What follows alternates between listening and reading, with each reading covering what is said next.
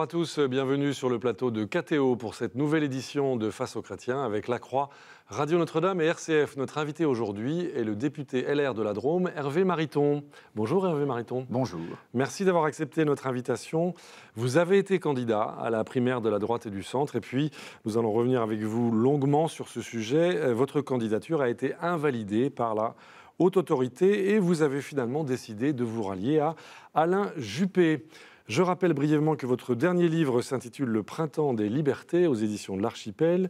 En ce qui vous concerne, vous êtes né en Algérie d'un père militaire et drômois et d'une mère juive. Vous avez fait le choix du judaïsme, votre femme et vos enfants sont catholiques. Et je rappelle que vous êtes familier de la langue russe et de cet univers culturel et politique. Vous serez interrogé dans cette édition de Face aux chrétiens par Laurent de Boissieu pour La Croix. Bonjour. Par Alain Baron pour Radio Notre-Dame. Bonjour. Et par Benjamin Rosier pour RCF. Bonjour. C'est Laurent de Boissieu qui vous pose la première question. Après l'invalidation inattendue de votre candidature, qui a sans doute été un choc pour vous, votre choix de soutenir Alain Juppé, c'était une évidence ou est-ce que vous avez hésité entre plusieurs candidats? Hervé Mariton. Il y avait d'abord un choix à faire entre prendre position ou ne pas prendre position. Un certain nombre de mes amis trouvaient plus protecteur de ne pas prendre position. Ce d'autant que les autres candidats ne sont pas sur mon projet. J'étais candidat parce que je trouvais le compte en termes d'idées, liberté et valeur, les deux grands axes de ma candidature, dans aucune des autres candidatures. Donc un ralliement était forcément une cote mal taillée pour vous? Nécessairement. Et donc il pouvait y avoir un choix consistant à dire je n'ai pas 100% de mes idées chez les autres, donc je ne prends pas position. Ça, c'est une question qui se posait, vraiment. Ensuite, j'ai considéré qu'en tant que responsable politique, je devais prendre position. Une position qui n'oblige pas nécessairement la totalité de mes supporters, qui sont libres, mais une position que je dois prendre en responsabilité. La position que j'ai prise, c'est de soutenir Alain Juppé pour des raisons d'homme et pour des raisons de fond. Les raisons d'homme, le plus sérieux, et le sérieux en politique, ça compte, le plus sincère et le plus optimiste. Avant le Printemps des libertés, j'ai publié « Le bonheur regarde à droite ». Cette question du regard optimiste sur la vie... Le regard non désespéré, non désespérant. Ça me paraît tout à fait essentiel, sans naïveté. Je suis parfaitement conscient des problèmes d'identité et j'assume... L'identité heureuse, ça fait partie de cet optimisme. C'est pas mon expression. C'est l'expression d'Alain Juppé, ce n'est pas la mienne. Je suis conscient des malheurs de la France. Mais le sens même de mon engagement politique, c'est de chercher à apporter un peu plus de bonheur. Et donc ce regard optimiste, je le trouve chez Alain Juppé, je ne le trouve pas chez d'autres. Ça, ce sont les raisons d'homme. Les raisons de fond, c'est de constater qu'il y a entre nous des divergences, qu'il faut les assumer. On va y revenir. Le mariage pour tous est un exemple évident. Mais qu'il y a aussi des convergences sur des sujets économiques, sur un certain nombre de sujets de société. Quand Nicolas Sarkozy a supprimé la double peine, Alain Juppé est favorable au rétablissement de la double peine. Et puis il y a, et ça fait partie des conversations, des sujets sur lesquels je pense on peut avancer ensemble. J'ai rencontré Alain Juppé longuement, Nicolas Sarkozy longuement, François Fillon longuement et Jean-Frédéric Poisson longuement. Et ce fut chaque fois une conversation intéressante, riche de sens, mais à un moment, on prend sa responsabilité, j'ai fait mon choix. Alain Baron, Radio Notre-Dame. Oui, on connaît votre engagement contre le mariage pour tous. Est-ce que vous avez été surpris par l'engagement de Sens commun pour François Fillon, enfin, le soutien de Sens commun pour François Fillon? Sens commun aurait pu vous soutenir. Oui, j'ai du mal, et d'autres avec moi, à comprendre tout du fonctionnement de Sens commun. Je pense d'abord qu'il y a chez les adhérents de Sens commun, j'étais avec Ayette à midi ce matin. Il faut le rappeler juste, un Sens commun, c'est donc un groupement de manifestants pour tous, enfin issus de la Manif pour tous, qui ont rallié les Républicains. L'UMP initialement. Allez-y, Mariton. Contre l'avis de François Fillon, je rappelle juste pour la mécanique historique des choses, qu'au moment où Sens commun a passé convention avec l'UMP, François Fillon s'y était opposé. D'abord, je veux dire qu'il y a dans Sens commun des hommes et des femmes qui ont un engagement extraordinaire. C'est vrai à la base, c'est vrai de responsable. J'étais ce matin avec Ayette à midi, qui est élue en Seine-Saint-Denis, qui est candidate aux législatives, qui n'a pas fait le choix de soutenir François Fillon, mais je pense à d'autres personnes qui ont parfois hélas, d'une certaine manière, parce que c'est jamais heureux de quitter, mais je pense à Anne Lorne, qui est candidate aux législatives dans le Rhône et qui m'a parrainé pour la primaire, d'autres aussi. Donc c'est plus compliqué, on ne peut pas dire tout le monde est allé dans telle direction, c'est plus compliqué que cela. Ensuite, officiellement. oui, ensuite, je trouvais qu'il y avait un sujet sur le fond. Je le dis, moi j'ai beaucoup de respect pour François Fillon. Nous avons beaucoup de sujets de convergence avec François Fillon. Mais comme d'autres, je fais le constat, s'agissant de Sens commun qui s'était opposé à l'entrée de Sens commun, que François Fillon n'a pas manifesté et a même traité la question des manifestations de la Manif pour tous avec une certaine distance, pour dire les choses gentiment, quand d'autres anciens premiers ministres, je pense à Jean-Pierre Raffarin, qui donne plutôt moins de leçons, a participé activement à la manifestation du printemps 2013. Et puis, j'en rediscutais avec plusieurs personnes encore. La réalité, votre question, c'est aussi m'interroger sur la relation avec les différents candidats sur cette question du mariage pour tous. Moi, je suis pour l'abrogation de la loi Taubira. Je n'ai pas changé d'avis, je ne changerai pas d'avis. C'est une question de conviction, c'est une question de cohérence. Je pense qu'on y reviendra. Alain Juppé n'est pas sur cette ligne, je le sais, c'est clair. Nicolas Sarkozy non plus, en tout cas au fil du temps, c'est un peu compliqué de savoir sur quelle ligne il se trouve. Chacun le sait, hélas. François Fillon, il n'est pas non plus pour l'abrogation de la loi Taubira. Quand vous lisez son livre, qui est un livre de qualité, son programme Faire, passage sur la famille n'est pas un passage très éclairant pour dire les choses. Et j'en discutais avec un certain nombre de responsables de la Manif pour tous sur ces questions de PMA, par exemple, c'est pas le plus clair. Donc il y a tout de même un vrai sujet. Ce que j'ai résumé de la manière suivante. Les gens qui me disent, c'est encore votre question implicitement, mais pourquoi vous n'êtes pas allé vers Fillon? Je réponds que, d'abord, il y a de vraies divergences avec Fillon sur un certain nombre de sujets importants, on pourra y revenir, mais que sur cette question extrêmement importante pour moi, qui est celle du mariage pour tous, il ne surclasse pas les autres. C'est le seul qui entend des grands... Enfin, si on prend les 4 principaux candidats, ceux qui sont en tête dans les sondages, en tous les cas, c'est le seul à vouloir réécrire. Certes, pas abroger, mais réécrire, notamment pour que la leçon plénière ne soit plus ouverte aux couples de même sexe. Mais d'abord, réécrire, je rends acte à François Fillon de sa constance et de sa cohérence dans les mots. C'est un mot qu'il a utilisé très tôt dans le débat de la loi Taubira. Il est resté ancré autour de ce verbe. Et excusez-moi, je suis suffisamment exigeant pour comprendre que le mot « réécrire » est un mot plein d'ambiguïté. C'est un mot très commode, mais c'est un mot qui contient plus d'ambiguïté que d'assurance et de clarté. Ensuite, sur la filiation, moi je souhaite que, en effet, on ne laisse pas persister la filiation pour un couple de personnes de même sexe, de même que je suis favorable à ce que l'on sorte de la loi l'adoption par un célibataire. Mais j'ai suffisamment d'exigences, comme d'autres, pour dire que tout ça va avec la question du mariage. Et que tant qu'on n'a pas réglé la question du mariage, imaginer traiter la question de la filiation, c'est soit faux, soit affaiblir l'institution du mariage en tant que telle. Donc vous voulez remonter à la source. Oui, mais je vais aller au bout, temps, y compris dans la relation que je suis en train de construire avec Alain Juppé, pour vous dire les choses, parce que je ne suis pas naïf. Alain Juppé a une position très claire contre la GPA et contre la PMA. Et je vous l'ai dit, un certain nombre de responsables considèrent même que c'est lui qui a la position la plus claire là-dessus.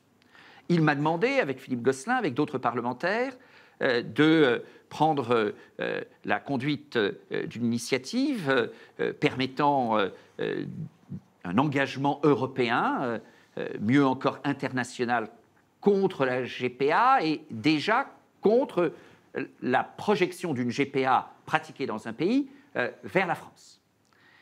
Et c'est bien qu'il y ait cet engagement vigoureux d'Alain Juppé contre la GPA et la PMA. Et c'est bien qu'il demande à votre serviteur, à Philippe Gosselin, à quelques autres, de s'en occuper. Mais, je suis aussi conscient de la fragilité de cette construction.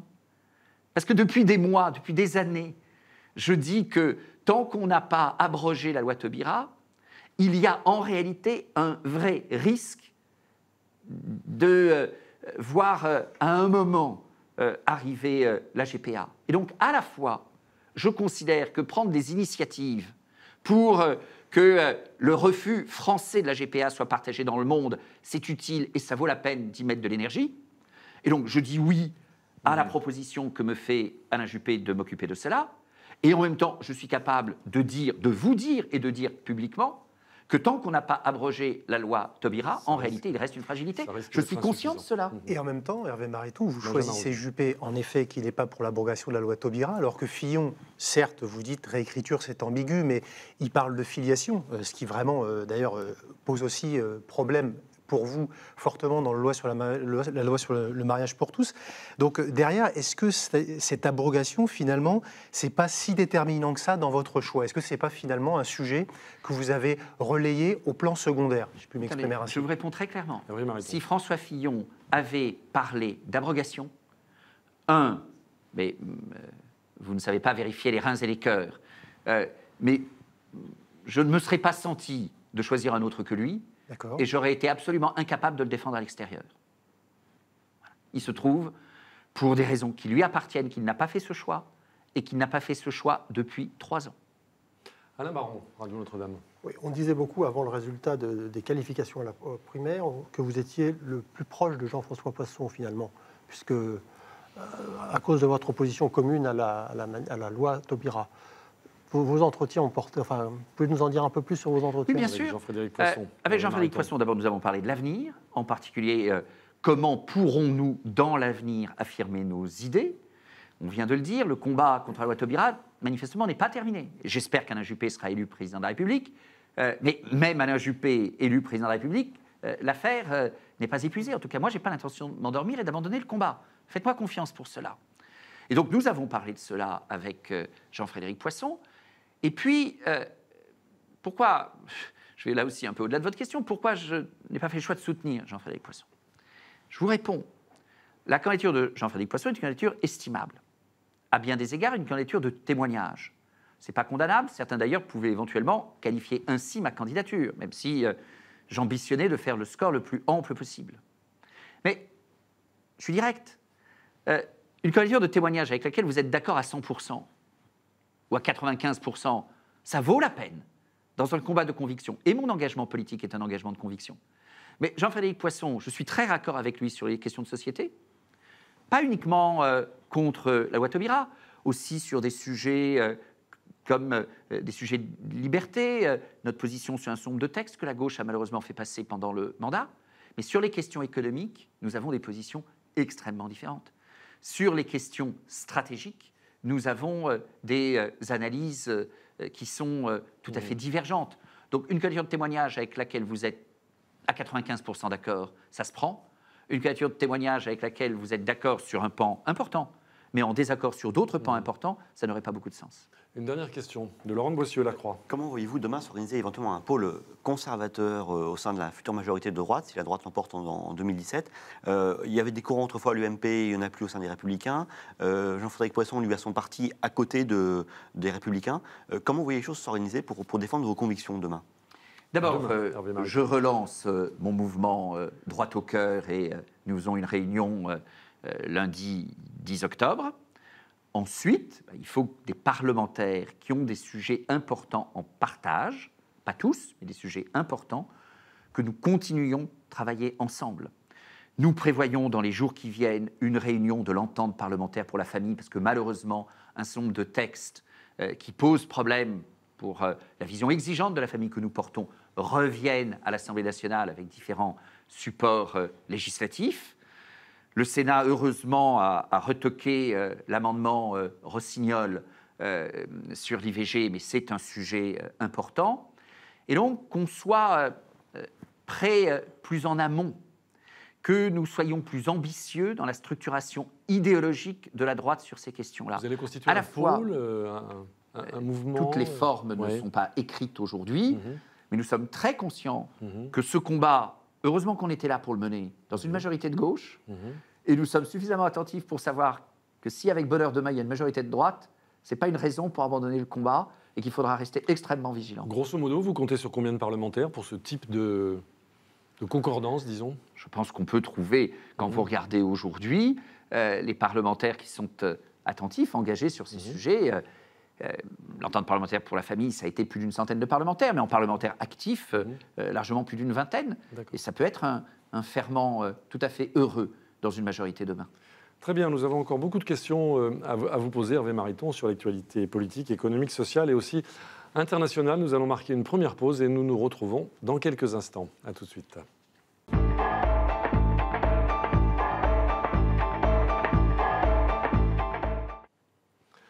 Retour sur le plateau de KTO pour cette édition de Face aux chrétiens avec La Croix, Radio Notre-Dame et RCF. Notre invité, je le rappelle aujourd'hui, est Hervé Mariton, député Les Républicains de la Drôme et ancien candidat à la primaire de la droite et du centre, désormais rallié, vous nous l'avez expliqué, à Alain Juppé. Hervé Mariton est interrogé dans cette édition de Face aux chrétiens par Laurent de Boissieu pour La Croix, Alain Baron pour Radio Notre-Dame et Benjamin Rosier pour RCF. C'est Alain Baron qui pose la première question.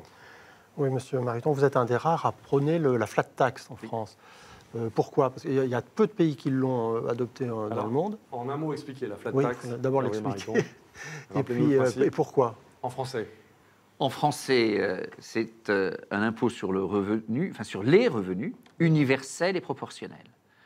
Universel, c'est cette idée que tous les Français doivent payer l'impôt sur le revenu. Je suis le porte-parole du groupe des Républicains à la Commission des Finances. J'étais hier à la Commission et les ministres se flattaient de ce qui est de moins en moins de Français qui payent l'impôt sur le revenu. 1 sur 2? Moins d'1 sur 2. Moins d'1 sur 2. Ouais. Bien moins d'1 sur 2.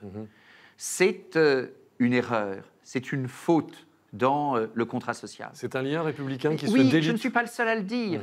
L'orateur du groupe communiste hier, à la Commission des Finances, le disait. Il y a eu des amendements de députés socialistes dans le débat budgétaire l'an dernier, demandant qu'il y ait une contribution de chaque citoyen. Et j'avais fait faire dans ma campagne pour les primaires, puisque cette idée de flat tax est un des piliers de ma campagne, un sondage qui faisait apparaître que 70% des sympathisants de la droite et du centre sont favorables à un impôt universel et proportionnel. Donc tout le monde paye? Tout le monde paye. Mais peu? Alors, il n'y a pas de solution pure et parfaite. Et je suis allé voir ce qui se passait dans un certain nombre de pays étrangers qui l'ont mis en place avec succès, en termes à la fois de finances, mais aussi de développement et de stimulation de l'économie.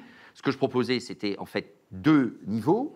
2% par an, par part, jusqu'aux 10 000 premiers euros par part, en mettant une part dès le premier enfant. Je maintiens le quotient familial et la logique de part par membre du foyer, et 15% au-delà. C'est un principe que les fiscalistes connaissent bien, à dire vrai. C'est une base la plus large possible et les taux les plus faibles possibles. Je supprimais les niches fiscales, qui sont un élément de complexité et de perturbation. Mais vous savez que dans chaque niche, il y a un chien qui sommeille. C'est pour ça qu'il faut toutes les supprimer. Donc c'est clair pour vous. Et en plus, la flat tax, l'impôt universel et proportionnel, c'est un impôt moderne. Comment traiter fiscalement les nouvelles sources de revenus liées à Uber, Airbnb, tout cela? Comment traiter la fiscalité du capital, immobilier ou mobilier? Mais ça règle toutes ces questions. Alain Juppé, il vous dit quoi là-dessus? Excellente question. J'ai posé la question à Alain Juppé. Alain Juppé entend cette logique d'une base plus large et d'un taux plus faible. Je ne vais pas vous dire. C'est ce que tout le monde cherche, cette logique-là. Mais il faut l'assumer, il faut la dire. Sauf que vous remettez en cause, avec la flat tax, la progressivité de l'impôt sur le revenu actuel, qui est, on peut la remettre en cause, mais qui est le fondement de l'impôt républicain, c'est la progressivité. En France, historiquement. Non. D'abord, la Déclaration des droits de l'homme dit que l'impôt doit être payé en raison des facultés contributives et en raison, dans le langage de l'époque et encore dans le langage mathématique aujourd'hui, ça veut dire en proportion. Premièrement. Deuxièmement, je réponds s'agissant d'Alain Juppé. Enfin, je ne suis pas son porte-parole, je suis désormais un soutien de sa campagne, mais je ne suis pas Alain Juppé par construction. L'idée d'une base plus large et d'un taux plus faible, ce qui de fait affaiblit la progressivité, est une idée qu'il partage. Nous en avons parlé, ça fait partie des questions que j'ai posées. Je ne suis pas arrivé en disant lumière de l'humanité et tout va automatiquement. Donc on a abordé ce sujet. Et au reste, je ne l'ai pas encore converti à la flat tax, mais je ne désespère pas. D'accord. Benjamin Rosier, RCF. Alors, vous soutenez Alain Juppé. Oui. On vous présente comme le tenant d'une droite ferme sur des questions sécurité face au terrorisme, immigration, justice, etc. Qu'est-ce que vous avez eu comme assurance, justement, sur ces questions de la part d'Alain Juppé? Mais prenez 2 exemples, pas les assurances, les réalités. Je suis un homme de droite. une droite ferme. Je suis sûrement plus à droite qu'Alain Juppé, il n'y a pas de débat là-dessus. Alain Juppé n'est pas un gauchiste non plus, au passage. Enfin, les gens qui le mettent à gauche mettent probablement Macron dans l'ultra-gauche. Enfin, à un moment, il faut être un peu sérieux dans le débat. Bon, mais je suis plus à droite que Juppé. Je pense que tout le monde peut être d'accord là-dessus. Donc, vous le soutenez. Oui, mais je ne me paye pas de mots, et lui non plus. Lui et moi avons été d'emblée critiques de la proposition de François Hollande, soutenu au départ par plusieurs des autres candidats à la primaire, de déchéance de nationalité. Tout de suite, j'ai dit que cette affaire ne marcherait pas, qu'elle n'avait pas de sens et qu'elle nous détournait d'un vrai travail de lutte contre le terrorisme. Voilà une démonstration par, non pas des engagements, mais des positions prises à un moment de la vie politique. Deuxième exemple, je suis favorable à la double peine. Double peine qui a été très atténuée par Nicolas Sarkozy en son temps. Alain Juppé a pris position clairement pour la double peine. Troisième exemple, la fermeté n'interdit pas la mobilisation. Au contraire, très tôt, face à la menace et hélas, la réalité des tragédies terroristes, j'ai dit que la verticale du pouvoir ne suffisait pas, que la police, la gendarmerie, l'armée, ça ne suffit pas, qu'il faut mobiliser tous les citoyens. Cette notion de participation de tous est une notion qu'Alain Juppé comprend et qu'il partage. C'est la garde nationale, Hervé Mariton ? De mon point de vue, c'est la garde nationale, mais ça va au-delà. Je dis, par exemple, je fais une proposition très concrète qui est celle d'une pénalisation de la non-dénonciation de la radicalisation. Il faut encadrer cela, il ne s'agit pas de lancer un vaste mouvement de délation, mais c'est quelque chose qui me paraît important. Ça peut être un exemple, fragile, ça peut être un exemple très modeste. Et c'est un débat, il se trouve qu'à un moment, j'ai participé à ce débat-là. Quand vous prenez le train, vous avez probablement constaté que depuis quelques semaines, vous avez dans le train des petits stickers qui vous indiquent s'il se passe quelque chose, voilà le numéro à appeler. Je m'étais rendu compte avec d'autres qu'un paquet de passagers, et parfois même les contrôleurs, dans l'immédiat après Bataclan, s'il se passait quelque chose, ils ne savaient pas quoi faire. La mobilisation de tous les citoyens, ça veut dire aussi ça. Est-ce qu'un sticker dans un train, ça règle les malheurs de la France ? La réponse est non. Est-ce que pour autant, il faut laisser les passagers d'un train totalement en apesanteur et sans savoir comment réagir ? Eh bien, il ne faut pas. Et avoir participé modestement à cette idée-là, eh ben, je suis utile. Le risque de généralisation de la délation Je vous l'ai dit, je suis contre la délation. En même temps, vous voyez bien, regardez les malheurs de ces parents qui ont vu mourir leur enfant radicalisé, cette femme qui s'était exprimée très dignement à la télévision, et puis la passivité de la société parfois. Donc quand il y a une radicalisation, pas je dénonce mon voisin parce que ça me fait plaisir de le dénoncer, mais avec des éléments solides, dire clairement qu'il doit y avoir une obligation de dire. Laurent de Boissieu, la Croix. Alain Juppé, vous l'avez dit, n'est pas un ultra-gauchiste, n'est pas un gauchiste, mais aujourd'hui, il s'adresse tout de même pour gagner la primaire à plus à l'électorat du centre, centre-droit, voire du centre-gauche qu'à l'électorat des sympathisants des Républicains, de son parti, de votre parti. Est-ce que vous pensez que c'est jouable d'être élu pour être le candidat d'un parti avec majoritairement des gens qui ne sont pas issus de ce parti-là et qui ne sont pas sympathisants de ce parti-là ? D'abord, il s'agit d'être candidat devant les Français.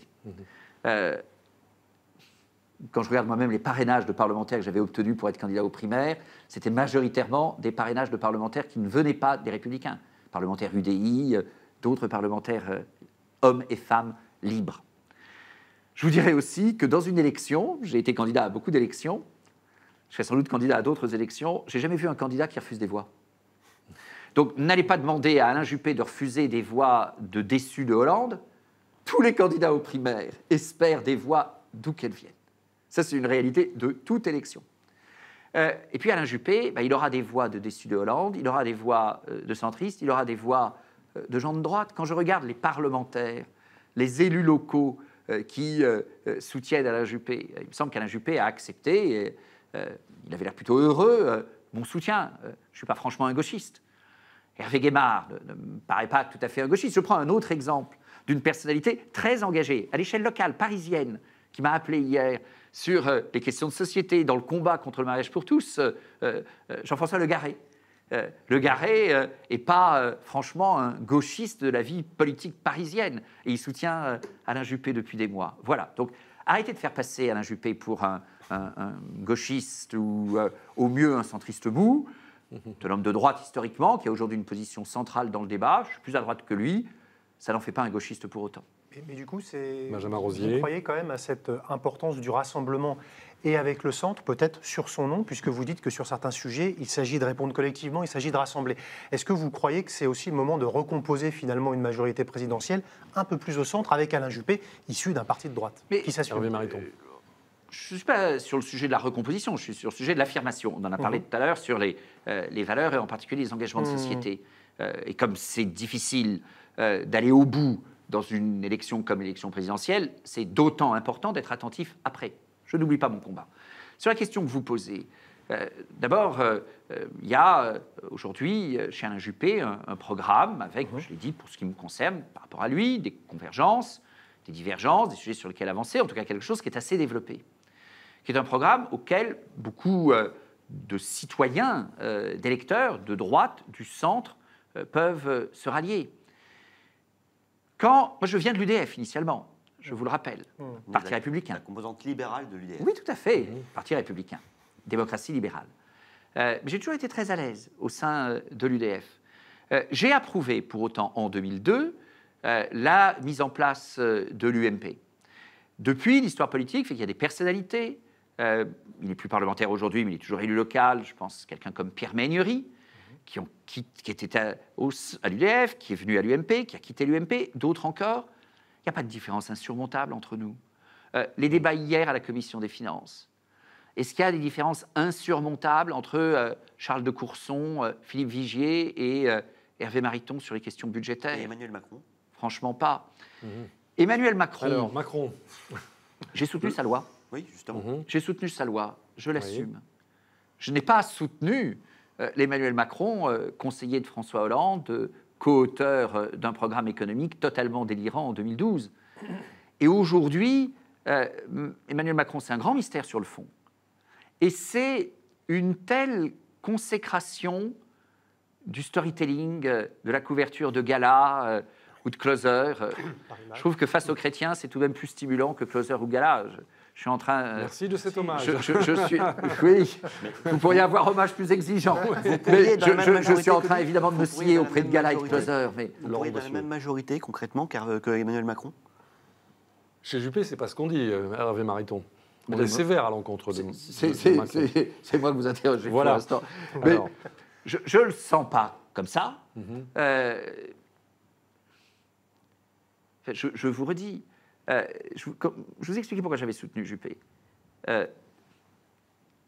Après avoir constaté mon propre échec, parce que j'avais d'abord envie de soutenir Mariton. Des raisons de fond et des raisons d'homme. Je ne connais pas Emmanuel Macron plus que ça, mais je n'apprécie pas la transformation de la politique en art du spectacle, je vous le dis. Je pense d'ailleurs que ça abîme le fond. Les Français veulent du sérieux, les Français veulent de la sincérité. On n'a pas beaucoup de sérieux dans ce qu'Emmanuel Macron nous développe depuis quelques semaines. On attend de voir. Alain Baron, Radio Notre-Dame. Oui, le chef de l'État a rendu hommage récemment aux harkis, alors le drame des harkis. Est-ce que vous pensez que c'est électoraliste ou c'était nécessaire? Enfin, c'était pas le premier hommage. Vous êtes vous-même Hervé Mariton, d'origine rapatriée. Est-ce que c'est tardif? Non, moi je pense que ces discours du président de la République sont des discours importants. Et peu importe le moment, que François Hollande, dans un discours fort, assume la responsabilité de l'État et des gouvernements de la France à l'égard des harkis, je crois que c'était bien qu'il le fasse. On a tous en souvenir le grand discours de Jacques Chirac au Veldiv, il y a quelques années, qui était un grand discours. C'est du même ordre. Pour vous. Ce n'est pas le même sujet, mais je pense que dire la responsabilité de la France, c'est important de le faire. La France a une part de responsabilité. La France, alors certains peuvent vous expliquer, l'État français, ce n'est pas la France. Bon.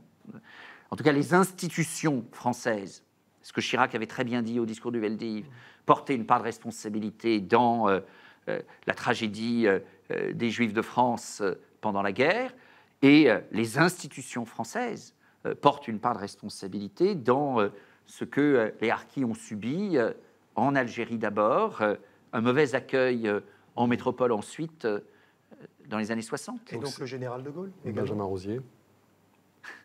Je suis pas gaulliste. On ne se refait pas. Oui. J'ai du respect pour beaucoup de choses qu'a fait le général de Gaulle, mais peut-être je vais surprendre un certain nombre de ceux qui nous écoutent ou nous regardent, et je sais bien que tout le monde aujourd'hui dit avoir été ou devoir être un jour gaulliste. C'est l'ancêtre universel. Ne m'en demandez pas trop. Je suis né à Alger, fin 58, je suis d'une famille pied noir.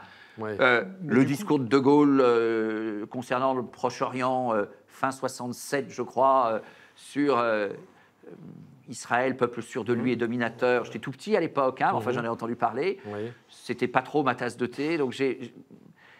Et donc c'est venu d'un président. Attendez, excusez-moi, mais de Gaulle a fait beaucoup de choses pour notre pays. Mais l'époque n'est plus la même. Donc imaginez que la verticalité du pouvoir, que la centralisation de la décision, que la direction de l'économie peuvent construire la France de demain, ça serait une erreur. Donc on peut respecter un personnage historique, de nouveau dire des différences, et puis dire qu'on est dans un autre temps. Laurent Cohen-Tannoudji a publié il y a quelques mois un très joli petit livre, curieusement titré en anglais, qui est « What's Wrong with France ?» Qu'est-ce qui ne va pas en France? Qu'est-ce qui ne va pas en France? Une analyse passionnante où justement Laurent Cohen-Tannoudji dit que quelque part, un certain nombre de dimensions qui ont construit la France, une certaine centralité du pouvoir, une direction et une planification de l'économie, ça ne fonctionne pas dans le monde d'aujourd'hui. Les grandes écoles, les grands corps, je suis polytechnicien, je suis membre d'un grand corps, mais je peux concevoir que le corps des mines a apporté beaucoup à la France et qu'en même temps, ça ne fonctionne plus de la même manière aujourd'hui qu'hier. Est-ce qu'il ne serait pas ça aussi l'identité de la France, justement, que ce soit la France colbertiste, jacobine, bonapartiste, gaulliste, dans l'ordre que vous voulez, mais finalement, c'est ça qui fait aussi que la France est la France. Boissieu. Ça s'appelle la transmission et la tradition. Tradition, ça vient de tradere. Tradere, ça veut dire mouvement. La transmission, ça n'est pas une inertie. Être attaché aux libertés, ça n'est pas vénérer le veau d'or. Être attaché aux valeurs, ça n'est pas vénérer un âge d'or qu'il faudrait entretenir à tout prix. Donc, je suis très attaché à l'identité. Je suis élu d'une circonscription rurale. Je mesure, par exemple, ce que la ruralité de la France veut dire. Et je sais que c'est aussi une identité que j'ai envie de transmettre à mes enfants. Je me pose constamment la question, quel sera leur mode de vie? Quel sera leur niveau de vie? Je veux absolument qu'il ait quelque chose à dire de ce qu'est mon mode de vie et mon niveau de vie. Mais je sais que ce ne sera pas exactement la même chose. Mais il faut changer le système, c'est ça que vous dites? Constamment. Sortir de la centralité, de la verticalité. C'est ça. Attendez, nous sommes dans une société de réseau. C'est ce que dit Alain Juppé, quand même. Regardez. Là, vous lui faites un mauvais procès. Alain Juppé était hier devant des entreprises du monde du numérique. Nous sommes dans une société de réseau. Nous sommes dans un monde de gens formés, informés. Donc il faut faire le pari de leur intelligence davantage que de leurs réflexes conditionnés. Il faut mesurer ce que la décentralisation. Je suis girondin, non pas de Bordeaux, mais de Cré, dans la Drôme. Mais je crois que l'un et l'autre, nous avons une exigence forte en termes de décentralisation. Moi, je suis favorable à la compétence des compétences, une véritable responsabilité locale.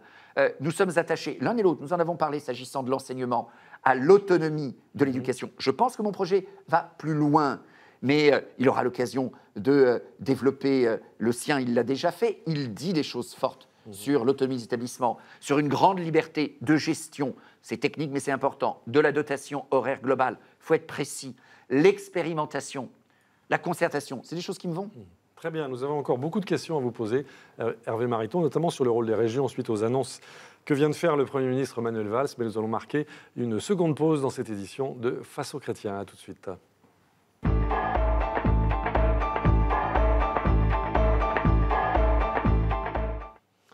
Retour sur le plateau de Face aux chrétiens, le plateau de KTO pour cette édition de Face aux chrétiens, avec notre invité aujourd'hui, Hervé Mariton. Hervé Mariton est député Les Républicains de la Drôme et vous avez été ancien candidat à la primaire de la droite et du centre. Aujourd'hui, vous êtes rallié à Alain Juppé. Vous êtes interrogé dans cette édition par Laurent Boissieu pour La Croix, par Alain Baron pour Radio Notre-Dame et par Benjamin Rosier pour RCF. Benjamin Rosier pose la première question. Alors, le Premier ministre Manuel Valls vient d'annoncer au Congrès des régions de France de désormais vouloir financer les régions, en partie par la TVA, consacrant le désengagement de l'État, j'ai envie de dire là-dessus. Est-ce que ça vous paraît, vous qui prenez le mouvement dans l'action politique, vous nous en parliez, aller dans le bon sens, dans la bonne direction? Hervé Mariton. La TVA est un bon impôt. Ensuite, on a envie de mettre beaucoup de choses sur la TVA. Moi, j'ai fait la proposition de supprimer la contribution économique territoriale, donc l'impôt qui a succédé à la taxe professionnelle, parce que c'est un impôt sur la production, parce que c'est un impôt très compliqué, qui coûte très cher à percevoir, et de le remplacer par les points de TVA. Je ne suis pas le seul sur cette idée-là. Et puis certains veulent basculer les cotisations famille vers la TVA et le financement des régions. Donc à un moment, il faudra choisir. C'est un la sujet TVA est très sollicitée. Oui, et donc ça, c'est un vrai sujet de début de mandat. Là-dessus, nous sommes d'accord avec Alain Juppé pour avoir, dès le début du mandat, une loi d'orientation et de programmation des finances publiques dans les dépenses, la trajectoire de dépenses. Ça, c'est quelque chose qui se fait déjà, mais aussi indiquant clairement les perspectives fiscales qu'on a sur le mandat. Vous savez, l'exigence en politique, mais les chefs d'entreprise en particulier sont très demandeurs de ça, les élus locaux aussi, c'est de concilier la stabilité et le mouvement. Il faut que ce soit lisible. La France ne marche pas parfaitement, donc il y a des choses à bouger. Et en même temps, il y a une très forte revendication de stabilité et de lisibilité. Il faut sécuriser un environnement. Comment est-ce qu'on concilie le mouvement et la stabilité? Il y a un outil pour ça, ça s'appelle des lois d'orientation et de programmation, pour autant qu'on les respecte, parce que des lois de programmation des finances publiques, on en a, mais le gouvernement socialiste en a changé 3 ou 4 fois. Voilà, alors, donc sur la TVA sur les régions, pourquoi pas? Ça se regarde, mais ça se regarde dans l'ensemble des perspectives de TVA. On ne peut pas, ce qui est hélas la pratique du gouvernement de Manuel Valls, du mandat de François Hollande, on abîme et on raccommode dans un coin, et puis le lendemain on abîme et on raccommode dans un autre. Tout ça n'a pas de sens. Alain Baron, Radio Notre-Dame. Oui, vous prenez aussi l'abolition des 35 heures. Oui.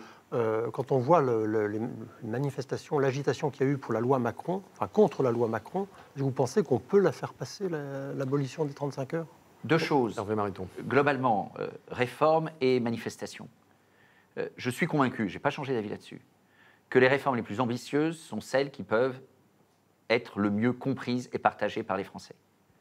Avec tout un travail sur la conduite du changement, la pédagogie, la manière de faire. Mais quand vous faites des réformes à moitié, des réformes de retraite où vous vous contentez de déplacer l'âge à 63, 64 ans, vous ne touchez rien d'autre, il y en a suffisamment pour inquiéter les gens et pas assez pour ouvrir des perspectives donc, solides plus c'est radical, et mobiliser des alliés. Plus c'est compréhensible, c'est ça que vous dites? Pas radical, mais plus c'est ambitieux. Ambitieux. Il ne s'agit pas d'être radical simplement pour faire pleurer les gens et par masochisme. Je ne suis pas maso. Et mon but n'est pas de faire souffrir les gens. Mais plus c'est ambitieux, plus vous tracez une perspective. C'est la question de la vision. Donc sur les retraites, il faut assumer 65 ans. Sur les retraites, il faut assumer un changement systémique. Moi, je suis favorable à la retraite par points. Je constate qu'Alain Juppé a dit qu'il réfléchissait. Bon, un effort supplémentaire et allons-y. Voilà. S'agissant du temps de travail, il y a la réalité de terrain. Je suis allé il y a 2 semaines aujourd'hui, à Ambach, à côté de Sarreguemines, chez Smart. J'ai constaté que l'entreprise était passée aux 39 heures, payée 37, donc il y a un compromis, ils étaient à 35 heures, les salariés gagnent plus et ils travaillent plus, un peu plus qu'ils ne gagnent plus. 97% des salariés ont accepté de passer aux 39 heures. Donc ça, c'est la réalité de terrain. Il y a eu beaucoup de polémiques sur Smart. Sont opposés. Oui, un peu par conviction, par jeu de rôle parfois aussi. La réalité, c'est qu'il y a eu un référendum qui a été discuté. C'était un moment intense de polémique. Et puis à un moment, on est rentré dans le concret. Il y a eu une proposition par l'entreprise. Vous voulez pas, librement. Un certain nombre de salariés ont dit non, libre à eux. Et 97% des salariés a dit oui. Donc ça, pour vous, c'est un bon exemple? Oui. D'accord. Ça marche. Laurent de Boissieu-Lacroix. Vous êtes élu local. Oui. Le gouvernement a décidé de transférer les migrants qui actuellement sont dans la jungle de Calais, c'est-à-dire un campement illégal et sauvage, dans des centres d'accueil et d'orientation, donc dans des centres officiels, dans les différentes régions françaises. Est-ce que vous approuvez cette démarche-là, sachant que le président du conseil régional de votre région, qui est de votre parti, a dit qu'il allait aider juridiquement les maires à refuser l'arrivée de ces migrants? Pour ne pas le citer. Hervé Mariton. Le cas se présente tout près de Cré, un village qui s'appelle Alex, où le maire organise un référendum ce week-end. D'abord, je fais le constat que l'arrivée de migrants accueillis dans des familles françaises, y compris dans des villages très proches de Cré, c'est le plus souvent très bien passé. Quand il y a une démarche volontaire de familles accueillant librement des familles, ça s'est bien passé. J'avais été interrogé dans mon conseil municipal, monsieur le maire, si les familles crétoises accueillent, que se passe-t-il? Évidemment qu'on va accueillir les enfants à l'école. Évidemment qu'on fera en sorte que ça se passe bien. Autre chose est un accueil plus massif que l'État, dont l'État décide de manière autoritaire. Et là, je pense qu'il est important que les maires décident. Il y a des maires qui pensent que c'est une bonne idée, il y a des maires qui pensent que ce n'est pas une bonne idée. Je pense qu'il ne faut pas violer la volonté communale. Il ne faut pas pousser à l'objection systématique, et je ne me serais pas exprimé comme Laurent Wauquiez.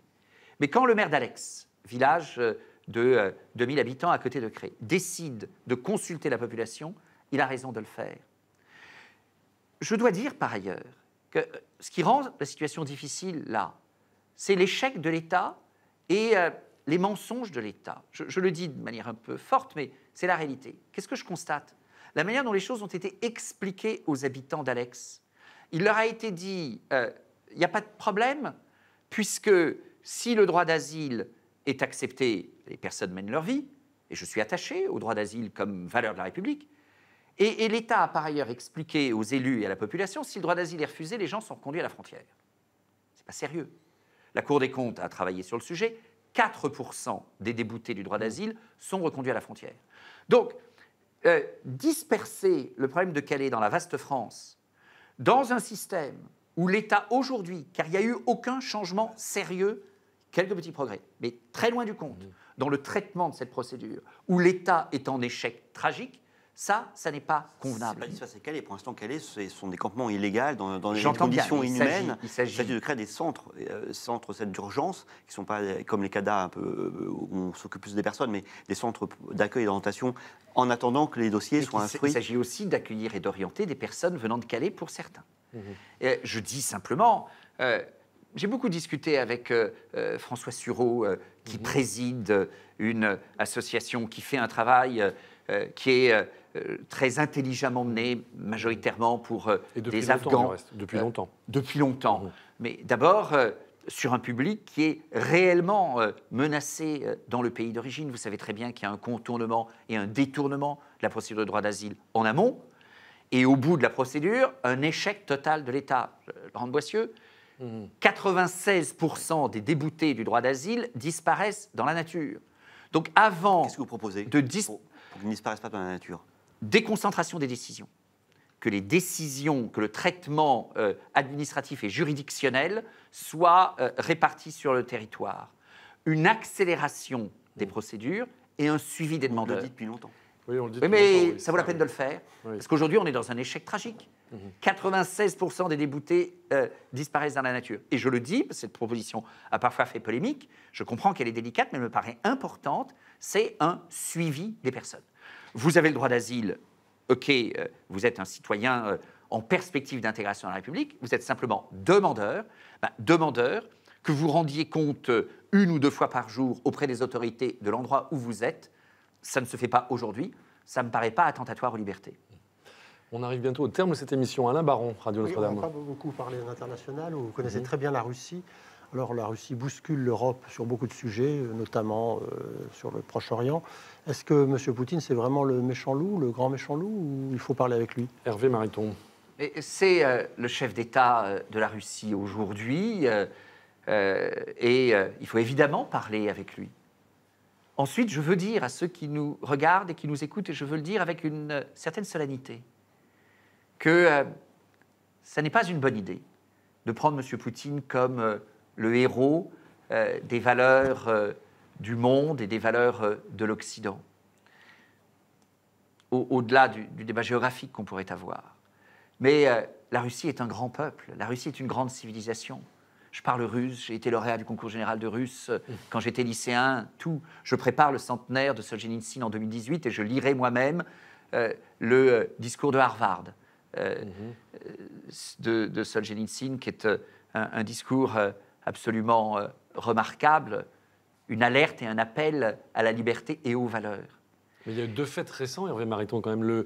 Le Boeing de la Malaysian Airlines aurait été abattu par un missile russe armé par des Russes, et le bombardement d'Alep, semble-t-il, a été le fait. Alors, que dites-vous? Mais je dis la chose suivante, pas de naïveté, pas de systématisme et pas d'automatisme. Il ne faut pas refuser de parler avec Poutine. C'est le président russe. Et en même temps, ne nous alignons pas.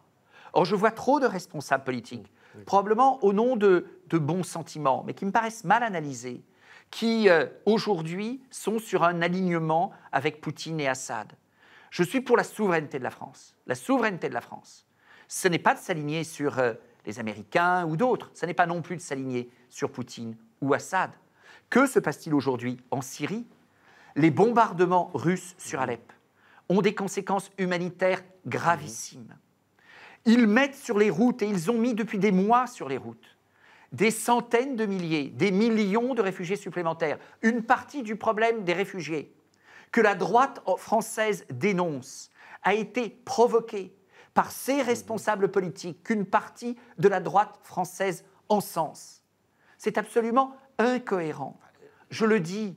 Donc, c'est compliqué. Je ne donne pas des leçons sur ce qui se passe en Syrie. C'est très compliqué. L'intervention russe a permis de desserrer l'étau de l'organisation État islamique tout de même, au début. Sur Alep? Non. À un moment.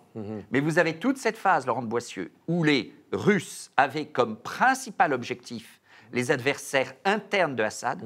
Je l'ai vécu en embarquant sur le Charles de Gaulle, en voyant comment fonctionnaient nos bombardements et les bombardements russes.